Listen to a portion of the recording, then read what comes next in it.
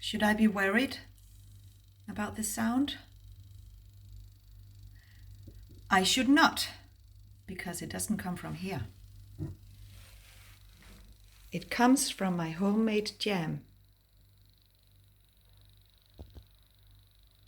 I've been worried several days because of you, you stupid homemade jam. Why do you make this sound? Maybe the lid is a little bit too old. Thank you.